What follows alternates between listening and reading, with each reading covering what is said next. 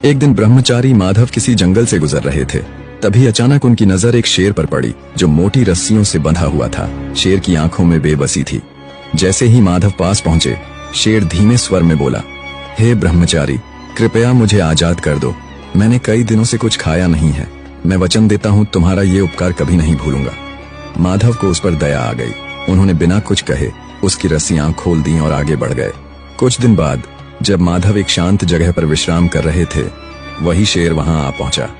उसकी आंखें अब निर्भीक थीं और वह सीधा माधव के सामने आकर खड़ा हो गया। माधव चौंके और बोले, तुम यहाँ? तुम इस तरह मुझे क्यों देख रहे हो?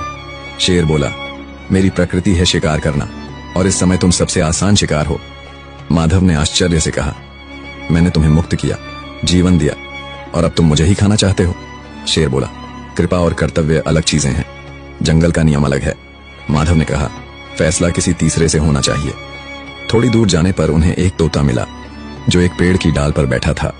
उन्होंने पूरी बात तोते को सुनाई। तोता बोला, मनुष्य पूरी उम्र हमें पिंजरे में बंद रखता है, दाने पानी के नाम पर हमारी आजादी छीन लेता है। जब मन भर जाता है तो पिंजरा किसी और को दे देता है। मैं शेर का पक्ष लूंगा। माधव चुपचाप आगे बढ़े। कुछ दूरी पर उन्हें नारद मुनि मिल गए। उन्होंने पूरे घटनाक्रम को विस्तार से सुनाया। नारद मुनि शांत भाव से बोले, मैं तब फैसला करूंगा जब तुम पूरी घटना को दोबारा वैसा ही करके दिखाओ जैसे हुई थी। माधव ने बिना कुछ कहे शेर को दोबारा उसी तरह रस्सियों से बांध दिया जैसे वह पहले बंधा था। जब रस्सी कस चुकी थी, नारद मुनि मुस्कुराए और बोले, फैसला हो गया। नेकी हर जगह नहीं करनी चाहिए।